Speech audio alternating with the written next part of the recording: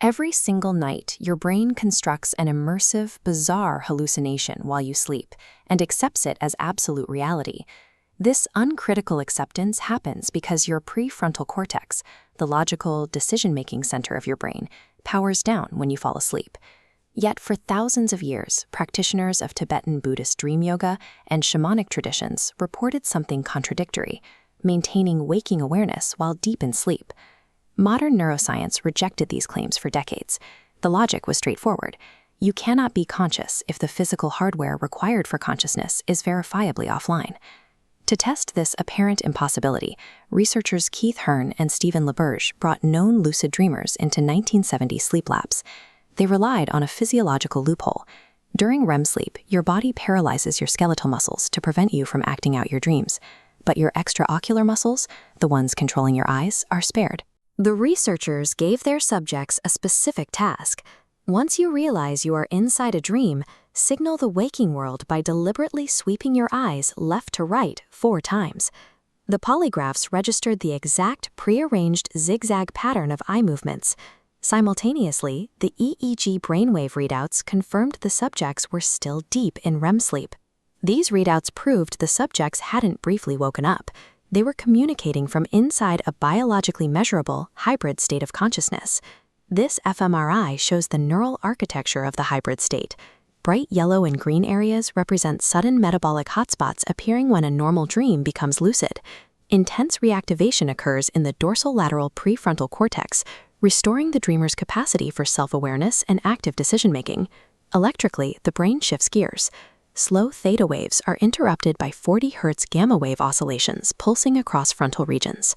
These act as a syncing protocol, drawing rapid connections between the frontal cortex and visual processing centers, binding the simulation into a conscious experience.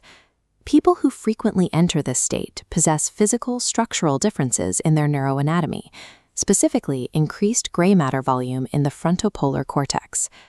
Lucid dreaming is a form of metacognition that relies entirely on the exact same anatomical hardware we use for waking self-reflection. Because the phenomenon is rooted in specific neural networks, it can be artificially triggered using targeted chemical and cognitive techniques. One standard approach, the wake-back-to-bed method, requires waking after 5 hours of sleep. This manually spikes cortical arousal right before the brain drops into its heaviest REM cycle. Some practitioners introduce a pharmacological variable by taking galantamine. This compound works by inhibiting the breakdown of acetylcholine, a neurotransmitter that governs memory formation and REM sleep intensity. By stacking these chemical and cognitive triggers, subjects deliberately reverse engineer the brain's wakefulness protocols while their physical bodies remain immobilized. Researchers define this as a simulation state, where the brain processes a self-generated world using the exact neural pathways it relies on awake. Clinical psychologists leverage this high-fidelity environment for imagery rehearsal therapy. Patients suffering from PTSD learn to enter their chronic nightmares and actively rewrite the narrative in real time. Sports scientists apply the exact same logic. When athletes practice movements inside a lucid dream, the brain fires the precise sensory motor pathways used in waking physical practice.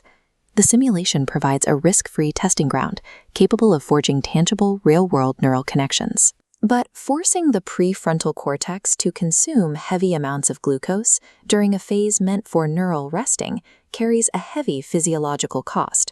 Chronic induction practices disrupt normal sleep architecture.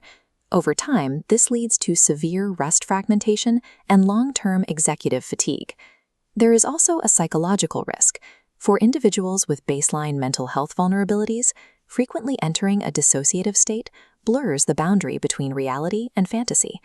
The existence of conscious sleep proves the wall between the waking and subconscious mind is highly permeable.